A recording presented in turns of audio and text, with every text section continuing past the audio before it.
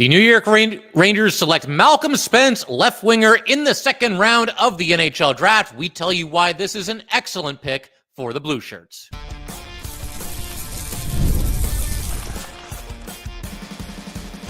You're Locked on the New York Rangers, your daily podcast on the New York Rangers.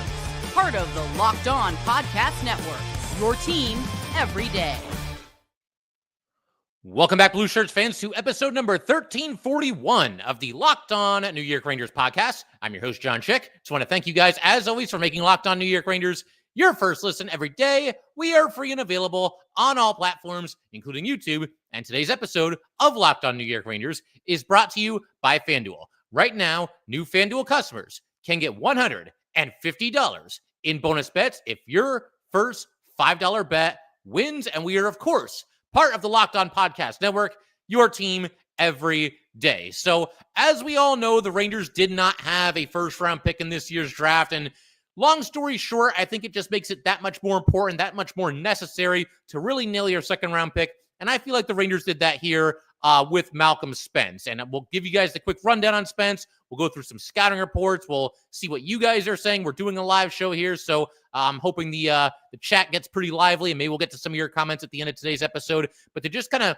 go through the initial reaction and what we know about Mr. Malcolm Spence, 18-year-old left winger, 6'1", 190 pounds, so good size, certainly not a giant, but good size for Spence. He is committed to play at Michigan next season and is the former second overall pick in the OHL draft, which I think is kind of interesting in its own right. You know, the OHL draft isn't going to get as much attention and hoopla, certainly, as the NHL draft is, but I find that stuff very interesting that he went second in the OHL draft. And I will say right off the bat here, my first reaction to this whole thing, other than just the very simple fact that I like this pick, is the decided lack of noise, lack of anger, lack of vitriol by Ranger fans to Chris Dre. I mean, we've talked about this over and over again, and I'm as guilty of it as anybody. But Ranger fans, it's very, very difficult to get all of us to agree on one thing. And, you know, the Rangers will make a move. Some people like it. Some people don't like it. And it feels like it's always one extreme or the other. But when you look at, you know, the social media reaction to the Rangers drafting Malcolm Spence here at number 43, it's very difficult to find anybody who really had a problem with it. It's very hard to find anybody who wasn't liking this pick, or at the very least wasn't, you know, okay with this pick, because I think it's a really good pick, and I'm going to elaborate on the reasons why in due time here. But again, the chatter on social media has mostly all been positive, and that's especially impressive because you have to also consider the fact that for Ranger fans, a lot of us, Chris Drury right now is pretty high up on the bleep list, right? I think that's pretty fair to say after what we saw this past season and the way everything fell apart. And you can place different amounts of blame on the GM, the coaches, the players, in any order that you want to do it. But the bottom line, when you have a season that the Rangers just had last year, nobody is blameless when that is the case. But again, even from non-Ranger fans, it feels like mostly people are saying positive things about Malcolm Spence. And the consensus as far as who he is as a player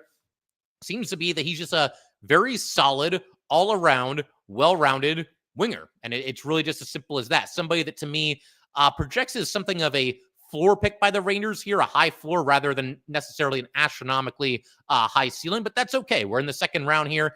It sounds like, again, this is the consensus that I'm getting from draft experts, people who evaluate, you know, young hockey players for a living. I haven't broken down hours and hours of film on Malcolm Spence, but I'm going by the consensus that we're getting, you know, from NHL drafts. And again, the big time consensus here is that maybe there's not that one area of his game where he like really, really excels. Like he's not going to absolutely wow you with his passing or his shot or this or that, but everything sounds like it's a positive. He doesn't seem to have too many weaknesses. And I've said in the past, one of my favorite styles of player in the NHL, whether they're on the Rangers or not, is that dude that's just like a B+ at everything, right? Just very, very solid all-around game. Not necessarily excellent in any one area, but can do a little bit of everything to help your team win. And to me, again, just going by the consensus here, going by what scouts are saying, Malcolm Spence is that guy. Somebody who projects pretty safely as a middle six forward. And he actually reminds me of two different somewhat recent Ranger draft picks. And it doesn't really have anything to do with style of play, but you'll see what I mean in just a second here. For starters, he kind of reminds me a little bit of Gabe Perreault. Again, not in style of play, but in the similarity of when the Rangers drafted them. Now, Perreault, of course, was still a first rounder, but very much like Perreault, Spence dropped pretty significantly in the draft. He ended up being available quite a bit later than most pundits would have imagined.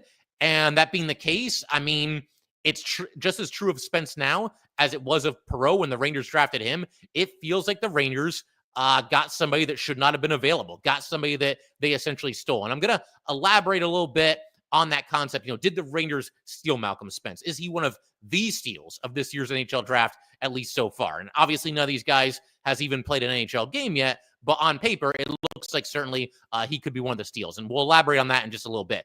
But the other player that he reminds me of in terms of somebody that was recently drafted by the Rangers is Braden Schneider. And again, it has nothing to do with the style of play. Obviously, they don't even play the same position. But with Schneider, and I'm hearing a lot about this, with Spence as well, it's a case of somebody having what appears to be a very safe floor. Braden Schneider, when he was drafted by the Rangers in the first round, the overall strong consensus was this guy doesn't have superstar written all over him, but he's going to be a really, really solid NHL defenseman. I think for the most part, he's been exactly that. It kind of sounds the same thing with Malcolm Spence here, although I guess with Spence, he's sort of the forward version of that. Nobody's looking at him as like a future franchise icon. I mean, never say never, right? Any of these players can vastly exceed their draft status and go on to have amazing careers. That's certainly possible. But what I'm seeing again, the consensus is that this guy will be a rock solid middle six forward. And if you can get a player like that, about a third of the way through the second round of the NHL draft, I think you got to pounce. I think you got to get your guy, especially when somebody dropped as far as Spence did and unexpectedly dropped as far as he did. I mentioned the whole, second round thing. Obviously, Spence being taken in the second round. He is the Rangers' first pick this season because they didn't have a first rounder. They chose to give that one away to the Penguins, and I do think that was the right decision. But that just means when you don't have a first round pick, it very simply means that every other pick becomes that much bigger because you're not going to get that guy that projects as a franchise icon or a perennial all-star or a guy that's going to, dominate the league necessarily. You're looking for guys that are, I don't want to say complementary pieces because that almost undersells them a little bit, but you're looking for like really, really solid players that you can pick up a little bit later in the draft. And when you don't have a first rounder, you better get it right with the other picks and especially your second rounder. And I think the Rangers did exactly that. Nobody can say for sure. Some people are acting, whether it's Ranger fans or anybody else or certain draft experts, certain people are acting, that like they know exactly how every single one of these kids' NHL career is going to play out. I'm not going to do that because I don't know. But on paper, everything looks really good with this pick for the Rangers. There were also a couple of other guys, different players that I was looking at number 43 for the Rangers that I think could have made some sense with this pick. We covered them a little bit in yesterday's episode. To run through them really quick, just to kind of get some closure here as far as players that could have been available for the Rangers here. One guy that I really liked was Simon Wong. Just a gigantic defenseman, a little bit rough around the edges, but somebody that obviously has some upside. He ended up going at number 33 to the Sharks. So that was the first pick of the second round. So even if the Rangers wanted Wong, they wouldn't have been able to get him anyway. Another guy that I love, and I'd love to know if he had fallen to the Rangers in the third round, if maybe they would have taken him. We'll never know for sure now, but it was Nathan Bem, just a very dynamic forward. He made it to number 66 and went to the Chicago Blackhawks. He was the second pick of the third round. And the other guy that I really liked was a defenseman, Kurbin Limatov, and he was the pick after Bem. He went number 67 overall to the Carolina Hurricanes. But all this is to say that I really like this pick of Malcolm Spence as well. I might have spent some time in yesterday's episode talking about Spence if I actually believed he was still going to be here. But I didn't, so I didn't, and we get a very pleasant surprise, or what I think is a pleasant surprise, on day 2 of the NHL draft with him once again still being available for the Rangers at number 43 overall. As far as his stats and what he's done thus far in his hockey career, he has played the last 3 seasons with the Erie Otters of the OHL, and his production has increased every season. Now, there was a more significant jump from year 1 to year 2 than there was from year 2 to year 3, but it has gone up every season. And in the last 2 seasons combined, he's over a point per game. But we'll do his career totals in the OHL here with the Erie Otters, 3 seasons, 195 games, 67 goals, 110 assists. So that is 177 points in 195 games. He's also a -7 for his career, but he's been a plus in each of the last 2 seasons. He was only a minus in his first season there. Last season, this most recent season, was his best with Erie. 65 games, 32 goals, 41 assists, 73 points. He was also a plus 10 in that time. And between the last two seasons, Erie has made the playoffs in both of those two seasons. And that means that Spence has skated in 15 playoff games. And in that time, 5 goals, 8 assists, 13 points, -7. So that would certainly seem to suggest that this is somebody that, fares very well when the lights are the brightest and everything is on the line. But we're only scratching the surface. That's just the tip of the iceberg, because that statement could not possibly be more true when it comes to Malcolm Spence. This guy, you show me somebody in this draft that's got a better clutch resume than Malcolm Smith. He has won 2 gold medals with Canada. So right away, that's already impressive and seems to really thrive, on the big stage. One of those gold medals was at the Gretzky Cup. The other was at World Juniors. And he has not been a passenger for either one of those gold medals, not even close. The Gretzky Cup, 2 goals and 3 assists in 5 games. He actually won this tournament by scoring the overtime winner of the gold medal game against Czechia. Canada and Czechia were tied at 2-2. It was getting late in the first overtime period into the last 15 seconds. And all of a sudden, Spence with a great play, pressuring his guy, essentially just picks his pocket in the neutral zone and then zips up the right side. Now, there's another defender closing on him pretty quickly, but Spence is able to stay patient, carry the puck across the top of the crease, and basically just flick the game winner into the twine. He did that with only, 7 or 8 seconds left on the clock. The clock kept running after the goal was scored, but you get the idea. There was very little time left. So that's about as clutch as it gets. And at World Juniors, I don't know that there was a goal quite on that level, but again, very impressive performance there. 7 games, 3 goals, 4 assists. He was also a +9. And for what it's worth, also an alternate captain on his World Juniors team. And he's been an alternate captain with Erie as well the last 2 seasons. More on that in a little bit. But the draft is ongoing as I'm recording this. I did see the Rangers selected defensemen with each of their next 2 picks. Sean Barnhill in the 3rd round at number 70. They also took another defenseman in the 4th round, and that would be Artyom Gonchar at number 89.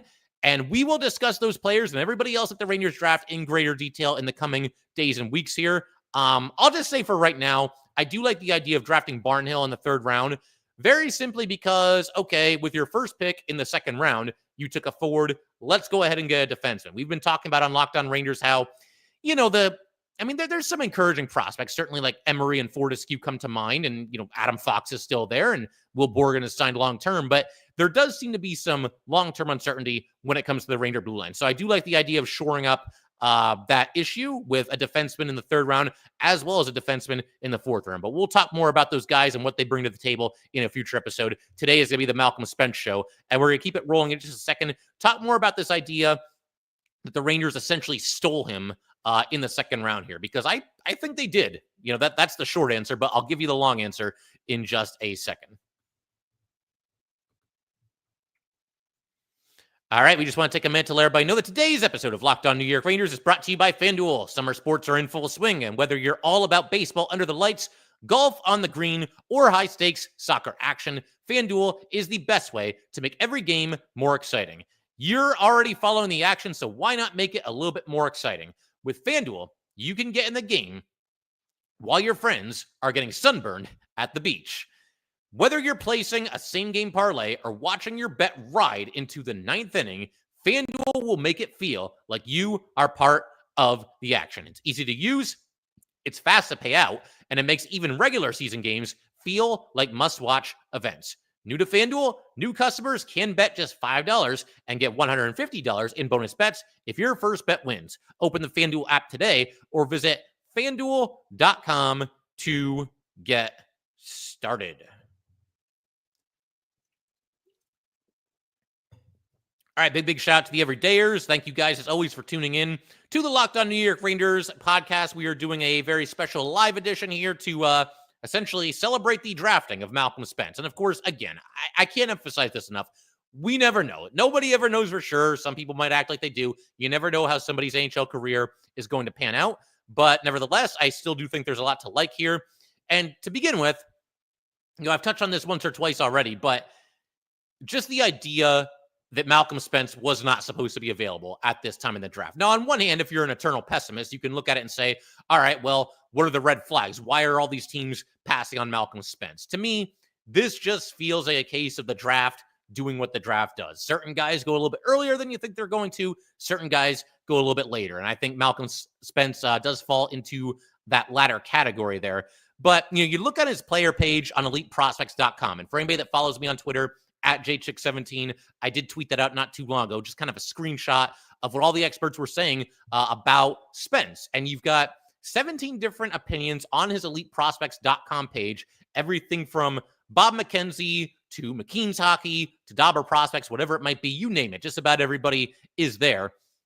He is ranked among these 17 different opinions here. He is ranked as high as number 16 by Craig Button, and he is ranked no lower than number 33 by McKean's Hockey. So think about that. You've got 17 different opinions here. All of them had him going anywhere between 16 or 33, or that's at least where they had him ranked. McKean's Hockey was the only one that I guess technically had him going as a second rounder, because number 33, that will be the first pick of the second round. Besides that, everybody's got him in the top 32. Everybody's got him as a first rounder. And if you want to be an eternal optimist, which, we try as Ranger fans, they make it difficult sometimes, but we try, then here's a good way to look at this. It is kind of unfortunate that the Rangers did not have a first round pick this year, but they did what they had to do. They made the trade for JT Miller, and they began the process of trying to reshape this team and get them back to where they need to be. But the nice thing about that is that even though the Rangers did not get a first round pick this year, in a way they kind of did, because like I said, all these different opinions, and who knows if they're right or wrong, but basically everybody thought that Spence would be a first round pick. So that's obviously a very good thing, at least on paper. Obviously he's got to go out and do it, but that on paper, that it's a really positive development here for the Rangers and for Ranger fans that were kind of lamenting the fact that this team did not get a first round pick this season. And again, that's just really positive that many reputable people in NHL draft circles seem to believe that, yeah, this was a steal and this guy should have been taken a little bit earlier. And as far as Spence's all-around game, there's a lot to like here. We're actually going to start with the areas that could maybe use a little bit of work, because I want to end on the good stuff. And for the record, there's a lot more good stuff than bad stuff, at least based on everything that I've been reading about him. So as far as like negatives, or not even really negatives, but maybe just areas of his game that need improvement, needs to add some strength. It sounds like he could stand to put on a little bit more muscle, and that's fine. I'm sure he'll do that in due time. Honestly, you're talking about 18-year-olds being drafted here. You could probably say that about just about every single player that is available in the NHL draft. They can always stand to add a little bit of size, and sounds like Spence is no exception there. And then this was interesting as well to me. There's times where it feels like, I guess he tries to do a little bit too much, tends to overcomplicate things a little bit, and go for that kind of, home run kind of a play, when making a simple play would maybe serve himself better and serve his team a little bit better. But that's one of those things, again, it feels very much like the byproduct of simply being a young player and maybe just trying to do too much at times. And in due time and with some good coaching, I feel like he can iron out that part of his game. But when you look at all the positives here, this list goes on and on. And again, this is not me saying all this. This is the consensus that I'm getting from people that do this for a living, that do this professionally, NHL draft experts, NHL scouts, whatever it might be. Very strong, very aggressive forechecker. So can we just put him on the opening night roster? I'm kidding, of course, but when you don't have that, when you have a team that essentially just doesn't forecheck, doesn't backcheck, or at the very least does those two things very infrequently, like we saw from the Rangers this past season, it just makes you covet those things even more. So already, I like this kid. Also, a very high compete level. Yeah, maybe I'm not kidding. Maybe just put him out there on opening night next season. Just see what happens, sink or swim, see if we can get some of these other guys to, skate hard every once in a while. Also, a very high character player, seems to be a team player through and through. His emphasis, his focus is on winning the game, and nothing else really matters, and that's always nice to see. And it's especially nice to see from such a young player who's probably been the star of his team just about everywhere that he's been, that he's a team-oriented guy. On top of all this, he battles for 50-50 pucks. He's a very good skater. He throws the body. Very good combination of size and speed. Again, he's not a giant, but he's got good size, and it sounds like he's got good speed as well. Here's just kind of a random stat that I thought was interesting. All the goals that he scored this past season, I believe it was 31. Only 5 were on the power play, but he also had 5 shorthanded goals. So it sounds like this is somebody, I don't know, like as far as his positioning is concerned on the penalty kill, but he can get you a quick strike when his team is shorthanded. Sounds like a good special teams player as well, and also brings some leadership to the table as well. And as we know, the Rangers were lacking in that department this past season. But I mentioned earlier, he's been an alternate captain for Erie. He's been an alternate captain for Canada's World Juniors team. So I think the proof is in the pudding that, he gets the letter even at such a young age. We'll go ahead and go through a couple of scouting reports, and then we're going to get to some comments from Malcolm Spence himself, and eventually, just get to some final thoughts here on Malcolm Spence being drafted by the New York Rangers. But let's go ahead and start with, like I said, the scouting reports here. This one comes to us from Gordon Monroe from Recruit Scouting. He says, Malcolm Spence is a two-way forward who plays an aggressive forechecking game with adept defensive skills, logging significant time on both special teams. The Otters forward may not have the dynamic offensive abilities of some of the higher-end players in the draft, but he has consistently produced well on the international stage amongst some of the best players in his age group. His game has many qualities that coaches will love, and his versatile skill set should make him an attractive option to NHL teams, meaning he likely won't have to wait long to hear his name called. Now, he doesn't really elaborate on what exactly that means about him hearing his name called, but I get the feeling Mr. Gordon Monroe here very likely, like a lot of scouts, had Malcolm Spence penciled in as a first-round pick. And that obviously didn't happen, and it would seemingly be to the Rangers' benefit. We also get this from Dominic Tiano of OHL Writers. Malcolm Spence is a highly skilled and versatile forward with the potential to become a significant asset to any NHL team. His relentless drive, offensive and defensive capabilities, and leadership qualities make him a player to watch in the upcoming draft. And then we've got this from Stephen Ellis of Daily Faceoff.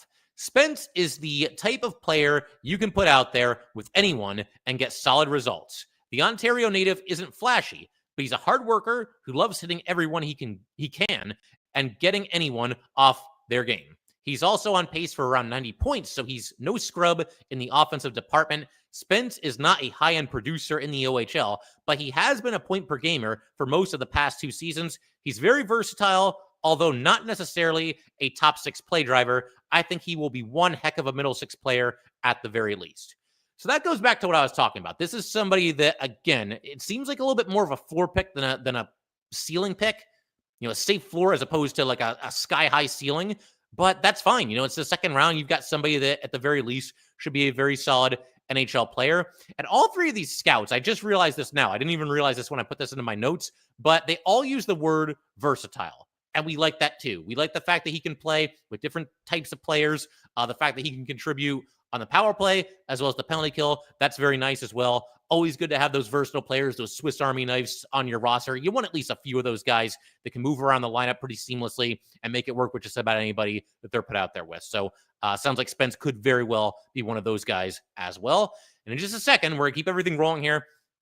Going to shift our attention to some comments from Malcolm Spence, and I'll have some final thoughts on the draft so far and just kind of looking ahead to what might be next for the Rangers going forward here as the draft concludes a little bit later today. And we'll get to all that good stuff in just a second.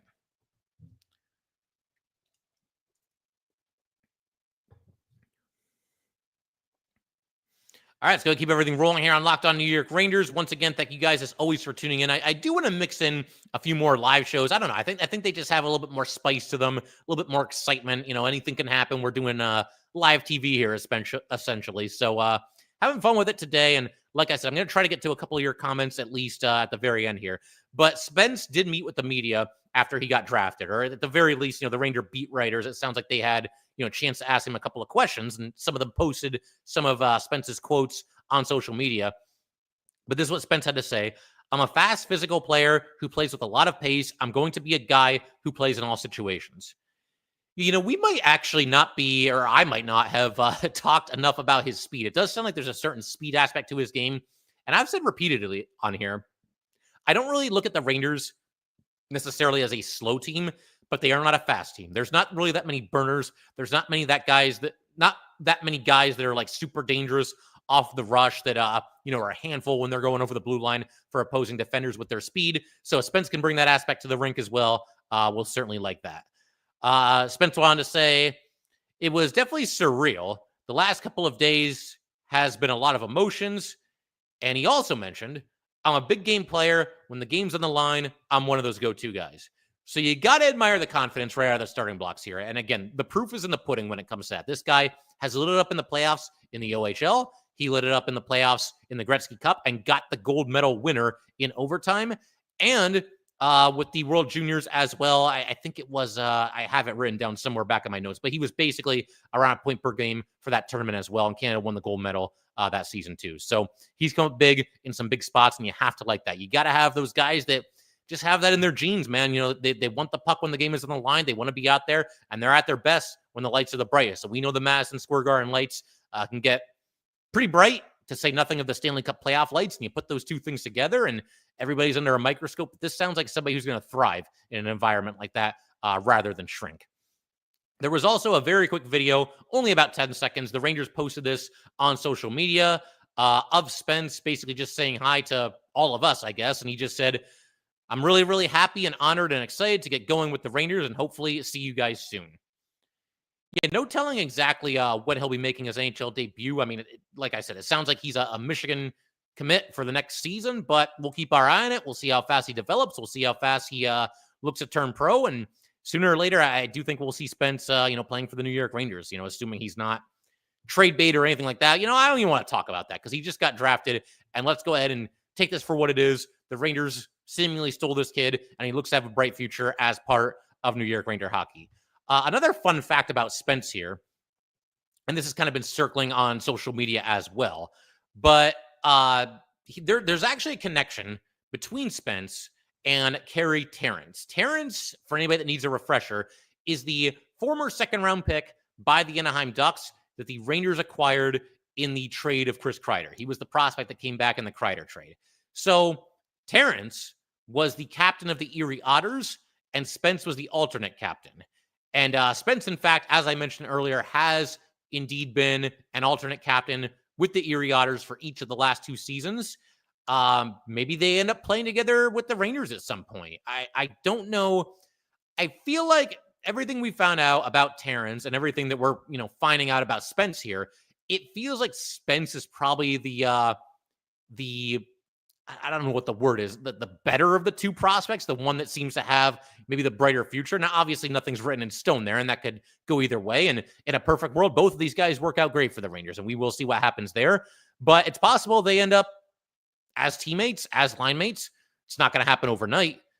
Terrence is 20 years old, and Spence is only 18 years old, so it's going to take some time to get there. But sooner or later, this could happen. And apparently, they're not just line mates; they're very close on and off the ice as well. Spence referred to Terrence as one of his closest friends. So that's cool to hear as well. We did some scouting reports earlier. I actually do want to go ahead, though, and look at this article written by Mark Shegg on the hockeywriters.com. We might reach out to Mark and ask him to be a guest on a future episode of Locked On New York Rangers, talk a little bit about Spence. But he had a glowing review that this article really put over Spence as a big-time player. And Shea seemed to have him going in the first round, middle of the first round, and he seemed to feel like that might not even be good enough, that he should be going even earlier than that. So this is all very encouraging to people that are wondering, about this pick and if it's a good pick for the Rangers. But this is what he had to say in his article. This is what he wrote during his draft projection article on Spence. The industry let's start that over. The industry expects Spence to be taken somewhere in the middle of the first round. He has the chance to exceed that projection based on his overall skill set and OHL playoff performance. Teams that miss out on the very top of the draft are going to be thrilled that a player like him is available. And again, he has him going in the middle of the first round, and he thinks anybody taking him then should be thrilled about it. The Rangers didn't get him until about a third of the way through the second round. So again, there's a lot of people that seem to be pointing to the idea that this could be one of the steals of the draft. I figure we can pretty much call it there for today. You know what? We'll do a couple of comments before we call it here. There's a couple of you guys that are active in the chat here. And we've got Kevin McGuire. Kind of reminds me of Sam Sakevich for the Panthers, and he's going to be a Wolverine as well. Not sure I really get that reference, but I'm going to look that up for you. Master Shotgun says, very good pick. I would tend to agree. Joe Santangelo says, sounds great. Everyone says a great pick. Love it. New York Assassin says, okay pick, but Drury has already fumbled the offseason. Let's let it play out. I understand that there's some mixed feelings at best about Chris Drury right now. I get it. we haven't even gotten to free agency yet. And I know some people are mad at him for not trading for J.J. Peterka. The Sabres were never giving the Rangers J.J. Peterka. I don't believe that. Master Shotgun also says, I can't believe K'Andre Miller is still a Ranger. Yeah, that is like somewhat surprising given the amount of smoke to that fire. I think what's going on here, and I'm not the first person to suggest this, is word has gotten out a little bit, obviously, that the Rangers are looking to trade K'Andre Miller. So teams know that the Rangers are looking to move him, and they're presumably giving the Rangers lowball offers, or at least what Drury perceives to be lowball offers. And the Rangers, it's also rumored that they are heavily interested in Gavrikov. And with that being the case, teams know that the Rangers are looking to unload Miller, and they're kind of dragging the process out a little bit. Even teams that are looking to trade for Miller, they're probably not in any hurry to do so, because that then opens up the Rangers to go out and get Gavrikov, and they're not going to, do the Rangers any favors in that regard. It behooves these teams to play things slow and wait it out until the Rangers get desperate to move Miller if they really do want Gavrikov. And the Rangers have until Tuesday at noon to figure that out, because that's when free agency starts. We've got Woodward Longfellow, 31. I think this is going to say 31 teams passed on this kid, some twice. Pleased with the steal of the 25 draft. Yeah, I mean, again, a lot of people seem to believe that is the case. There's some bad language in the chat that I'm not going to share. If you want your comment on here, definitely keep it PG. Let's see. We talked, a couple of these guys already talked. We've got Sean Streeter. Oh boy, Stanley Cup, here we come. We will figure out a way to ruin him. That's entirely possible, but we're not there yet, okay? We just drafted him. The ink on the contract isn't even dry yet, if he even signed the contract yet.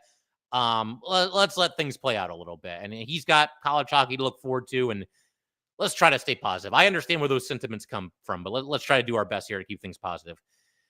PSY Guy Bry says the Rangers will never win a cup with Drury as GM. Fire his butt. I mean, they came close a couple of times. It's not like the idea of winning a cup with Drury is that far-fetched. They were close. They were in the Eastern Conference Final twice. They did come up short. He's not the best GM in the NHL. He is certainly not the worst GM in the NHL. That's kind of where I'm at with Drury. We've also got Bryson Hines here with some breaking news. If this is true, it's a doozy. Mitch Martin just got traded to Vegas. So that's interesting. Yeah, we'll have to look into that for sure. I figure we can call it there. Although we'll end with one more funny quote here from Richard Sama, who says fire Drury, and then also says, why does Drury still have a job? Well, he's pretty tight with Dolan, and he seems to have his ear and have his trust. And I think the fact that in the first 3 seasons under Drury as the general manager, the fact that they went well, the fact that the Rangers were, I think, over 100 points all 3 seasons, the fact that they were in the conference final twice out of those 3 years, that seems to have earned Drury some cachet. Now, whether that's 100% deserved or not, we could debate that. But to answer your question as best as I can, that's the best thing that I can come up with. And Richard is insisting here that Drury is the worst general manager in the NHL. He is not. I promise you, he is not. If you're not a fan, I get it, but he is not the worst. So we'll call it there. If you guys would like to get in touch with this podcast, please send an email to lockedonnyrangers@gmail.com. Once again, that is lockedonnyrangers@gmail.com. Definitely give us a follow on Twitter as well, @jchick17. Once again, @jchik17. And definitely subscribe to the Locked On New York Rangers YouTube channel. Thanks again, guys. I will see you next